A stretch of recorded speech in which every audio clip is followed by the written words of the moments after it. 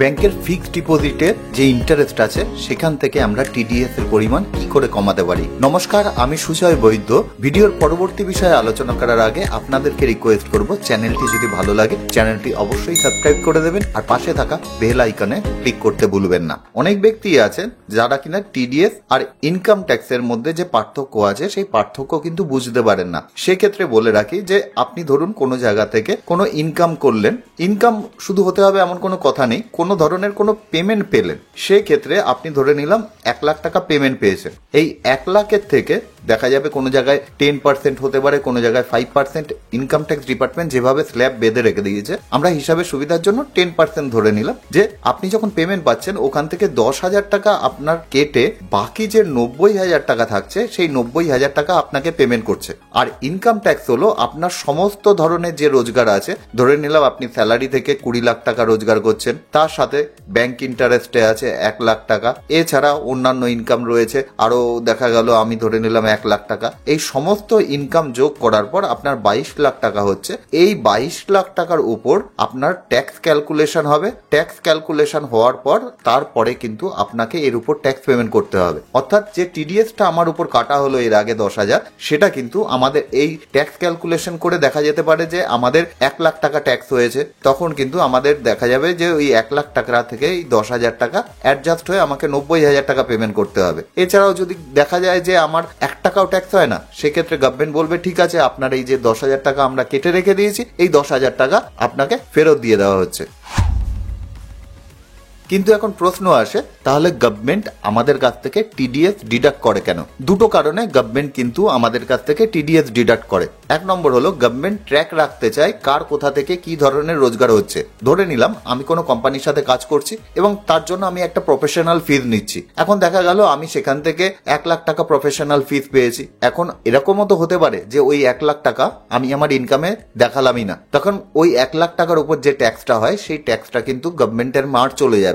এর জন্য গভর্নমেন্ট বলছে যে আমাকে ওর ট্যাক্স দেওয়ার প্রয়োজন নেই, যে আমাকে ওই 1 লাখ টাকা পেমেন্ট করছে তার ঘাড়ে দায়িত্ব দিয়ে দিয়েছে যে আপনি ওই 1 লাখ টাকা থেকে 10,000 টাকা কেটে বাকি টাকা ওনাকে পেমেন্ট করুন। তাহলে দেখা যাচ্ছে গভর্নমেন্টের কাছে একটা রিপোর্ট চলে গেল যে আমি 1 লাখ টাকা পেয়েছি এবং এর উপর আমাকে ট্যাক্স পেমেন্ট করতে হবে। আর 2 নম্বর যে কারণটা থাকে যে গভর্নমেন্টের অ্যাডভান্স ট্যাক্স হিসাবে একটা কালেকশনও হয়ে যায়। অর্থাৎ যেই ট্যাক্সটা হতে পারতো আমার যখন হাতে টাকা আসতো অথবা আমি যখন ইনকাম ট্যাক্স রিটার্ন জমা দেবো তখন সেই টাকাটা আমি গভর্নমেন্টকে পেমেন্ট করতাম, কিন্তু গভর্নমেন্টে আগে থেকে সেই টাকাটা তার অ্যাকাউন্টে ঢুকে গেল, গভর্নমেন্টও নিশ্চিন্ত হয়ে গেল। এবার আমরা চলে আসি টিডিএস অন এফডি অর্থাৎ ফিক্সড ডিপোজিটের ক্ষেত্রে টিডিএস এর কি নিয়ম আছে।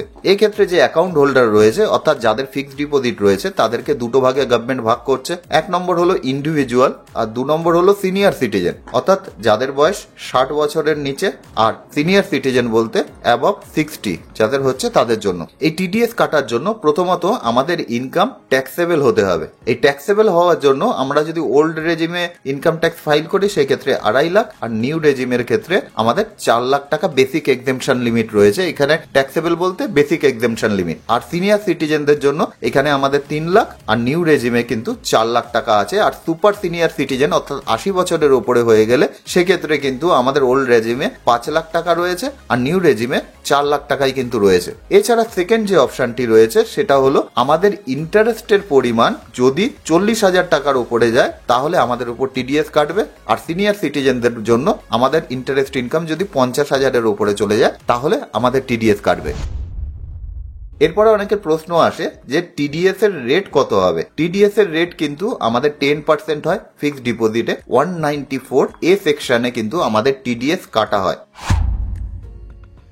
এখন গভর্নমেন্ট যে আমাদের উপর এই টিডিএস কাটছে সেই টিডিএসটা অ্যাভয়েড করা কেন প্রয়োজন? প্রথমত আপনার ইনকাম যদি দেখা যায় নন ট্যাক্সেবল, এবার আপনার উপর টিডিএস কেটে নিল, সেক্ষেত্রে আপনাকে ইনকাম ট্যাক্স রিটার্ন জমা করতে হবে। রিটার্ন জমা করার পর দেখা যাবে যে 3 থেকে 4 মাস কিন্তু লেগে যাবে আপনার রিফান্ড আসতে আসতে। এক্ষেত্রে এই 3 থেকে 4 মাস যে টাকাটা রইলো সেই টাকাটা কিন্তু গভর্নমেন্টের কাছে পড়ে রইলো। অর্থাৎ এর উপর আপনি যদিও একটা ইন্টারেস্ট পাচ্ছেন, গভর্নমেন্ট তার তরফ থেকে দিচ্ছে, কিন্তু সেই টাকাটা আপনার লিস্ট ব্লক হয়ে রইল। এছাড়া আপনার একটা এক্সট্রা হেডেক হয়ে দাঁড়ালো কবে আপনার সেই টাকাটা আপনার কাছে ফেরত আসবে। 2 নম্বর যে জিনিসটা হয়, আপনার একটা ইনকাম ট্যাক্স রিটার্ন জমা দেওয়ার একটা লায়াবিলিটি চলে আসলো, অর্থাৎ আপনার যদি প্রয়োজন নাও থাকে তাহলেও দেখা যাবে আপনাকে আপনার ইনকাম ট্যাক্স রিটার্ন জমা দিতে হচ্ছে শুধুমাত্র এই রিফান্ডের জন্য। এবার আরো একটা জিনিস বলে রাখি, আমাদের টিডিএস এর যে রেটটা রয়েছে সেই রেট তো 10% রয়েছে, কিন্তু ব্যাংকে যদি আপনি আপনার প্যান কার্ড লিঙ্ক করে না রাখেন এবং ব্যাংক যদি আপনার টিডিএস কাটে, সেক্ষেত্রে আপনার কাছ থেকে কিন্তু 20% টিডিএস কাটবে।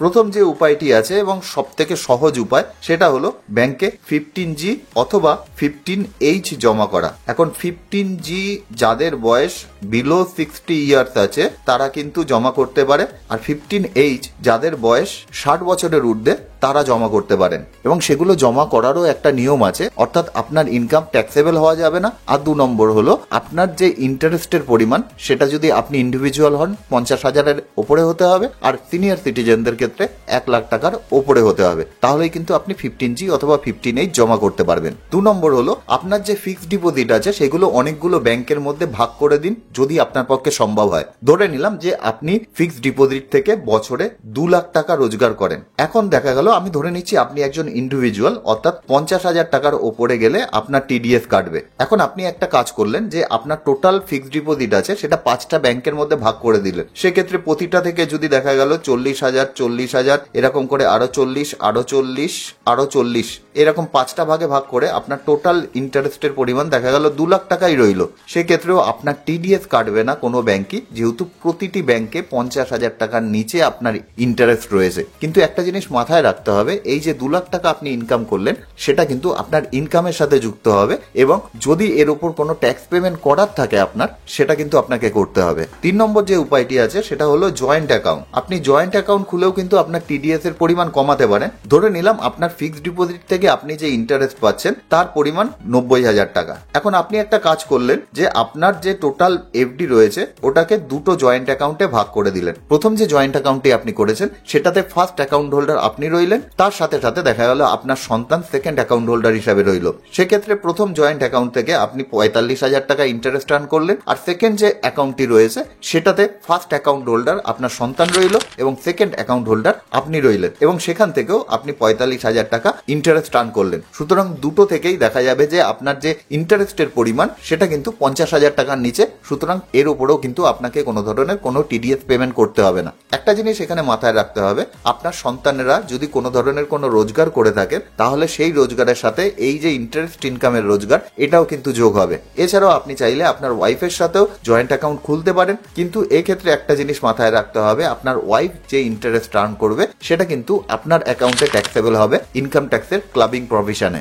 এছাড়াও আমরা যদি এমন কোনো স্কিমে ইনভেস্ট করি যার ওপর কোনো ধরনের কোনো টিডিএস কাটে না, সেক্ষেত্রেও আমাদের টিডিএস এর পরিমাণ বাঁচতে পারে। যেমন PPF, NPS, MIS, NSC, Sukanya Samriddhi Yojana, এই ধরনের স্কিমে আমাদের কিন্তু কোনো ধরনের কোনো টিডিএস কাটে না। আপনি চাইলে এই ধরনের স্কিমে ইনভেস্ট করেও আপনার টিডিএস এর পরিমাণ বাঁচাতে পারে। এবার আপনি সমস্ত উপায় অবলম্বন করে ফেলেছেন, তারপরেও আপনার টিডিএস এর পরিমাণ বাড়ছে না। এক্ষেত্রে কি করণীয়? ধরে নিলাম আপনার টোটাল যে ইন্টারেস্ট আছে সেই ইন্টারেস্টের পরিমাণ 5 লাখ টাকা। এইবার আপনি পিপিএফ এ ইনভেস্ট করেছেন, এনপিএস এ ইনভেস্ট করেছেন, এনএসসি করেছেন, সুকন্যা সমৃদ্ধি যোজনা করেছেন, যার ক্ষেত্রে যেটা প্রযোজ্য, এইগুলো করার পর আপনার ইন্টারেস্টের পরিমাণ 1 লাখ টাকাও কমে গেছে। এবার 1 লাখ টাকা কমার জন্য আপনার এখন যে ইন্টারেস্ট আছে সেই ইন্টারেস্ট হলো 4 লাখ টাকা। এবার এই 4 লাখ টাকাকে আপনি 4টে ব্যাংকের মধ্যে ভাগ করে দিয়েছেন, যার ফলে প্রতিটা ব্যাংকেই 1 লাখ টাকা করে আপনি ইন্টারেস্ট পাচ্ছেন। কিন্তু কোনো কারণে দেখা গেল কোনো একটি ব্যাংকে অথবা প্রত্যেকটি ব্যাংকেই যেহেতু ইন্টারেস্টের উপর ইন্টারেস্ট পড়ে এবং তার জন্য দেখা গেল আপনার 1 লাখ টাকার বেশি ইন্টারেস্ট হয়ে যাচ্ছে, সেক্ষেত্রে কি করণীয়? সেক্ষেত্রে আপনি একটা কাজই করতে পারেন, যে আপনার ফিক্সড ডিপোজিট আছে সেখান থেকে একটা সামান্য অংশ টাকা তুলে আপনি অন্য কোথাও ইনভেস্ট করুন। এবার দেখা গেল যে প্রতিটি ব্যাংকে আপনি 1 লাখ টাকা করে তো ইন্টারেস্ট পাচ্ছেন, কিন্তু 1 লাখ টাকা থেকে সামান্য একটু বেশি হয়ে গেছে। কোনো জায়গায় 1,01,000 টাকা, কোনো জায়গায় 1,02,000 টাকা। এক্ষেত্রে আপনি একটা কাজ করতে পারেন, প্রতিটি ব্যাংক থেকে কিছু কিছু টাকা তুলে, অর্থাৎ প্রথম ব্যাংকে দেখা গেল যে আপনি 10,000 টাকা ইন্টারেস্ট কমিয়ে নিলেন, পরের ব্যাংক থেকে 5,000 টাকা ইন্টারেস্ট কমিয়ে নিলেন, তার পরের ব্যাংকের থেকে আবার 5,000 টাকা, এরকম ভাবে কিছু কিছু কিছু টাকা আলাদাভাবে তুলে আপনি ফিফথ কোনো ব্যাংকে সেটা ইনভেস্ট করতে পারেন, অথবা এতগুলো ব্যাংক আপনার যেহেতু হয়ে যাচ্ছে সুতরাং এতগুলো ব্যাংকে আপনি ইনভেস্ট করতে চাইছেন না, এক্ষেত্রে আপনি সেকেন্ড কোনো অপশন খুঁজতে পারেন। অর্থাৎ সেই টাকা আপনি চাইলে মিউচুয়াল ফান্ডে ইনভেস্ট করতে পারেন, মার্কেটে ইনভেস্ট করতে পারেন, অথবা এমন কোনো জায়গায় আপনি ইনভেস্ট করতে পারেন যেখান থেকে টিডিএস কাটে না, যার ফলে দেখা যাবে যে এই 1,02,000 টাকার জন্য দেখা যাচ্ছিল যে আপনার 10,000 টাকা করে টিডিএস কাটছিল এবং সেই টাকাটা ব্লক হয়েছিল।